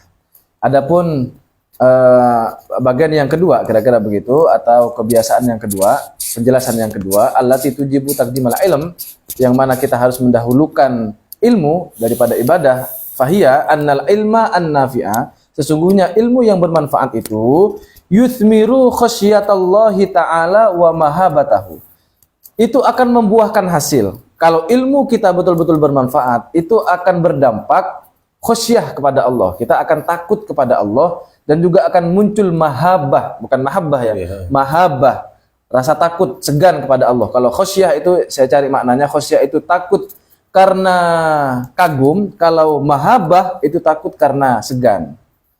Mahabbah itu karena kemuliaannya, kira-kira begitu, memandang kemuliaan Allah sehingga kita segan. Kalau khasyah itu kita kagum. Qala Allah Ta'ala, Allah Subhanahu wa taala berfirman, "Innama yakhshallaha min ibadihil ulama." Yang takut kepada Allah itu ya jelas dari hamba-hambanya, yakni para orang yang mendalami ilmu atau para ulama. Jadi misalnya kalau orang awam, orang tak berilmu nih ditanya, "Kalian takut enggak ke Allah?" Takut. Itu sebenarnya ucapan template. Hanya ngomong saja, hanya ikut-ikutan aja. Takut enggak kalian dengan Allah? Takut gitu. Ya bahkan kalau mau dibilang bohong. Palsu itu omongannya tuh. Kenapa? Ya karena orang berilmu yang takut. Saya aja belum terlalu takut. Katakan belum terlalu berilmu. Maksiat dikerjakan, belajar kadang malas. Ya ini agak subhat, enggak apa-apa lah, mungkin ada dalilnya. Begitu. Berarti tidak betul-betul berilmu nih. Allah. Wa dzalika anna man lam ya'rifahu haqqo ma'rifatihi lam yahabhu haqqo mahabbatihi. Nah, kan sudah dibilang. Tuh. Nah, oleh sebab itulah sesungguhnya orang yang tidak betul-betul mengenal Allah, maka dia tidak akan betul-betul Segan. gimana sih? Orang yang tidak betul-betul mengenal Allah, maka dia tidak betul-betul akan bisa mengenalnya. Lam yabhu haqqo mahabbatihi. Orang yang tidak betul-betul mengenal Allah, maka dia tidak bisa betul-betul akan merasa takut kepada Allah. Walam yu'adzimhu haqqo ta'dzimihi. Dan juga dia tidak mungkin betul-betul bisa mengagungkan Allah, wa hurmatihi, dan juga memuliakan Allah. Jadi pada dasarnya semua itu kita bisa takut kepada Allah, kita bisa mengagungkan Allah, kita bisa memuliakan Allah itu karena atas dasar ilmu. Tapi kalau kita kan, kalau ditanya apakah kita betul-betul, kalau kita ditanya apakah kita takut kepada Allah, iya. Apakah kita memuliakan Allah, iya. Apakah kita mengagungkan Allah, iya. Itu hanya ucapan saja, template lah kalau kita ya. Karena tidak cukup dasar ilmunya. Fabil ilmi, hanya dengan ilmulah ya'rifuhu wa yu'azzimuhu wa yahabuhu. Hanya dengan ilmulah kita akan mengenal Allah dan juga mengagungkan Allah dan juga takut kepada Allah. Fasara ala ilmu yuthmiru ta'ati kullaha. Maka ilmu itu akan membuahkan ketaatan secara keseluruhan. Wa yahjuzu anil maksiyati kulliha, dan juga akan membatasi kita, membuat kita jauh dari maksiat secara keseluruhan bi taufiqillahi, dengan taufiknya Allah, dengan petunjuknya Allah Subhanahu wa taala. Lagi-lagi itu dengan buahnya ilmu. Jadi siapakah orang yang betul-betul menghindari maksiat dan siapakah orang yang betul-betul taat kepada Allah? Ya orang berilmu pasti, jelas. Yang tidak berilmu belum tentu. Template. Walaisa wara'a hadaini maqsidunil abdi fi ibadatillahi subhanahu wa ta'ala. Dan tidaklah selain dua hal ini, maksudnya ketaatan dan kemaksiatan itu, kita ini tak lain tujuan kita pasti taat kepada Allah dan juga menjauhi diri kita dari perbuatan-perbuatan maksiat. Itulah tujuannya hamba. Inilah satu-satunya tujuan hamba fi ibadatillahi subhanahu wa ta'ala, dalam beribadah kepada Allah subhanahu wa ta'ala. Fa'alaika bil ilmi arsyadakallahu ya salika tariqal akhirah awwala kulli syai'. Maka wahai orang-orang yang sedang menempuh jalan akhirat, fa'alaika bil ilmi, kira-kira begitu. Ya, mau tidak mau, suka tidak suka, senang atau tidak senang, ada amplopnya atau tidak, ya harus belajar. Ada kopinya atau tidak, ada martabaknya atau tidak. Karena kami agak menuduh. Padahal saya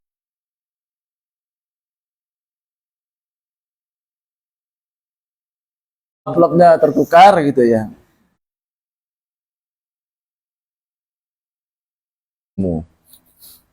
Karena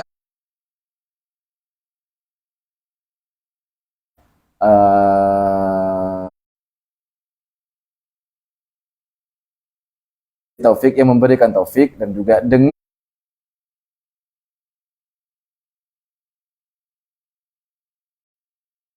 Ada satu persoalan. saya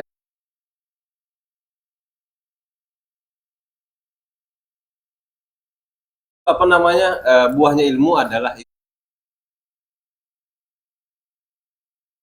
bisa takut kepada Allah tanpa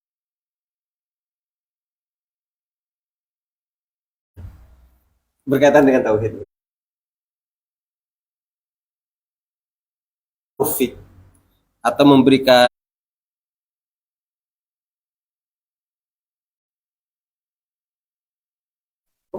mungkin kan tadi kan fakultas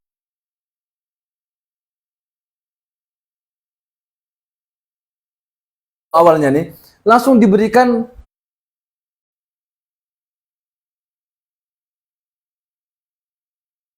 awal dari yang saya dari maksud sedikit. bukan Iya. dengan alasan Ya saya sudah Taat, tapi dia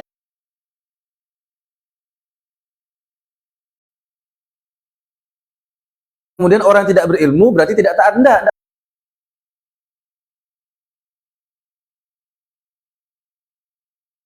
Iya. Nah, ibadah ini mau selamat kok sampai selamat ketaatannya. Wallahu a'lam.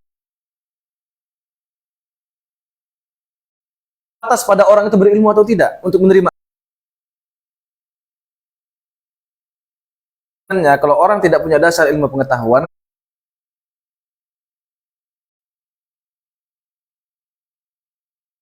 kecil kemungkinannya itu. Tapi tidak menutup kemungkinan.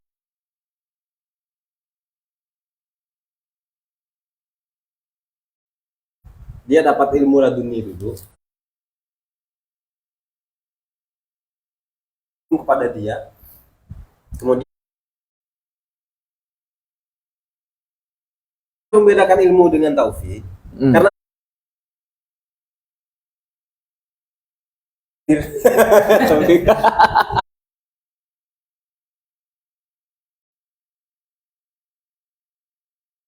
Bisakah atau mungkinkah? Kalau mungkin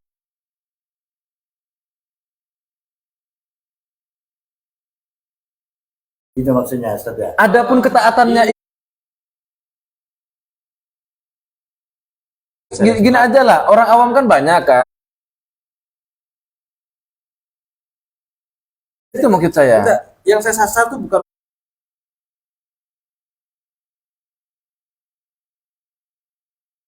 sholat wajib, puasa itu wajib.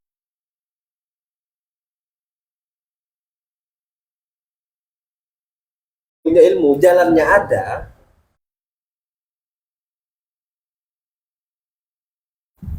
Jalannya tadi itu adalah ilmu. Tidak memiliki ilmu sama sekali tentang ibadah. Bukan apa namanya, bukan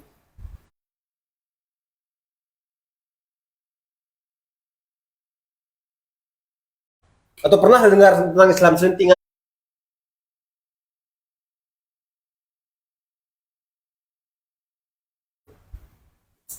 Taufik ini apa?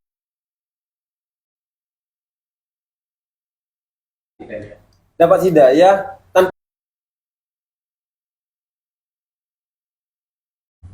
Bisakah ketaatan itu? bukan itu Zat. Yang saya maksud itu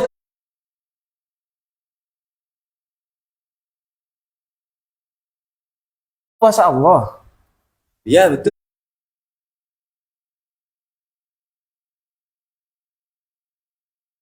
Diterimanya enggak? Apanya? Iya, betul. Tidak ibadah, tidak juga. Tidak juga itu. Islam bahwa ini ada sholat, ada perintah.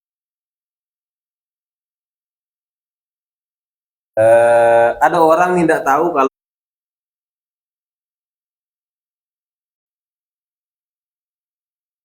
Kacamata fikih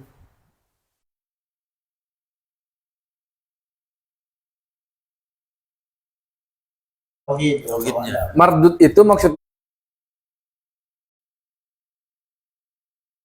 tertolak. Iya. Dan tertolak ini Iya, saya dan tidak. setahu saya seperti ini nanti. Iya, makanya pertanyaan beliau ini.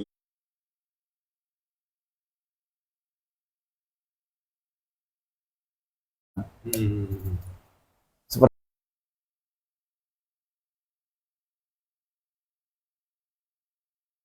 Tapi ini aja karena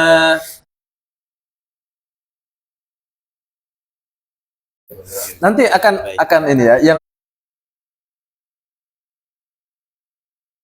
ini ya. belum.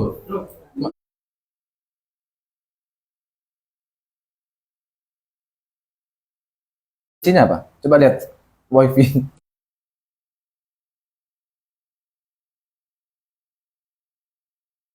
Jadi bisa.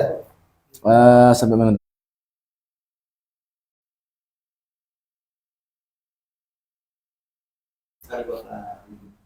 Pakai mungkin antum sholawatullahi wasallam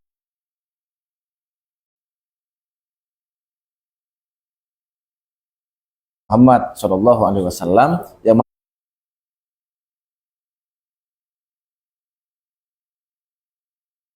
setiap muslim.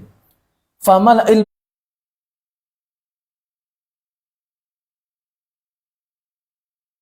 yang wajib untuk dipelajari, wama harus diperoleh oleh hamba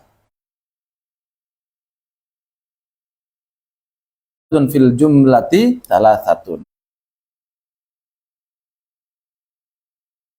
Untuk dihadiri majelisnya ada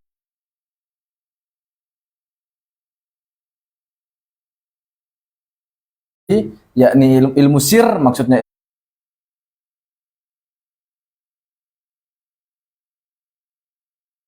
ini tauhid.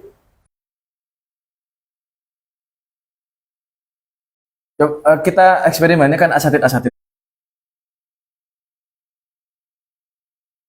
tidak ilmu agama. Dalam ilmu agama dari sesuatu yang mereka tidak ketahui.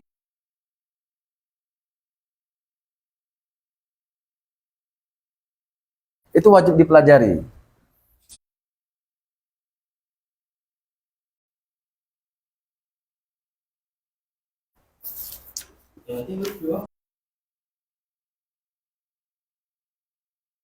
Bagian syarahnya ada penjelasan ini. Saya gimana ya? Bergairah.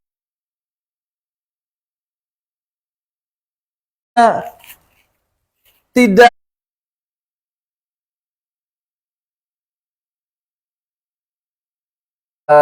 siapa?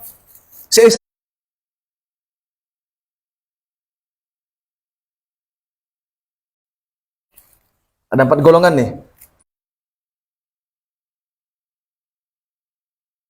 Mereka ini orang yang sudah Paham. Gitu kan. Qori takrirot, qori mau. Sama orang-orang yang tertipu adalah orang-orang alim.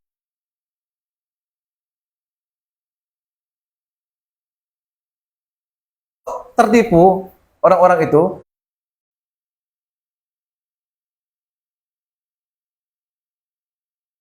berbuat maksiat. Dan mas ini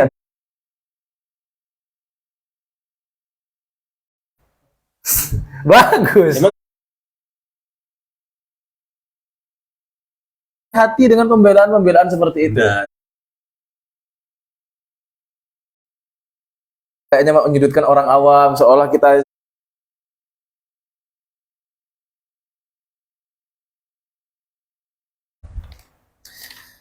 itu orang-orang yang sudah berilmu dan malas untuk berbuat taat. Satu. Yang ahli ibadah dan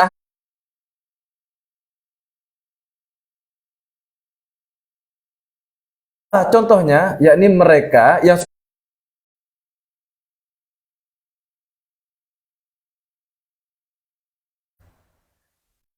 fahuwa yang kedua tuh. Jadi orang kemudian tidak ada dasar ilmu, ya ayo belajar. Nanti merasa dirinya sudah hebat, dirinya sudah wah.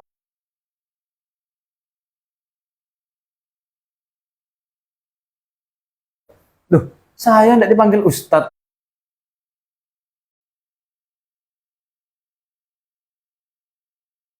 Padahal belum tentu ada ilmunya. Kajian ya untuk otokritik lah. Contohnya seperti apa? Mereka itu wa musyahadatul haq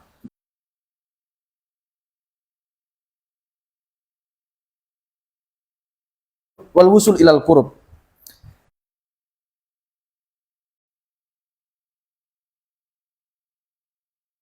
Pencapaian spiritual ini dan seterusnya asma'i wal alfat. Mereka tidak dengan musyahadah. Apa yang dimaksud dengan tidak tahu.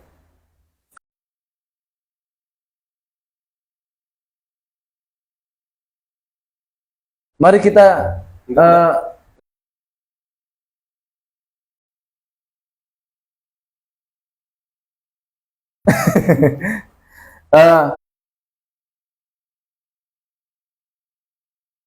Bapak ini mengklaim ahli ilmu kalam. Tuh, apa ya? Ya banyaklah orang yang Syekh sama Habib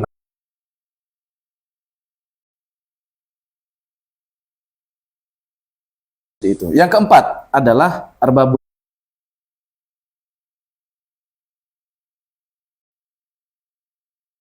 yang maunya itu dia merasa ya, bukan pasti maksudnya kalau dia juga di sini disebutkan mungkin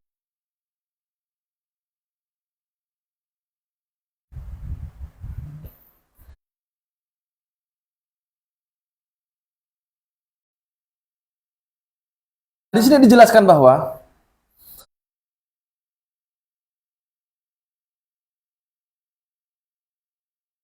haji sudah haji. Di sini kemudian ada beliau mencantumkan fi akhir zaman, kata beliau di akhir zaman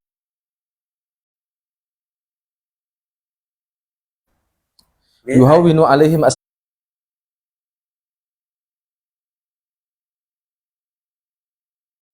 perjalanan gampang, ongkosnya gampang karena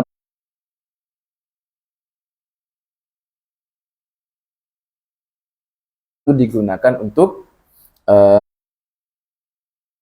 misalnya di sekitar rumahnya dikasihkan kepada mereka-mereka itu. Jadi obsesi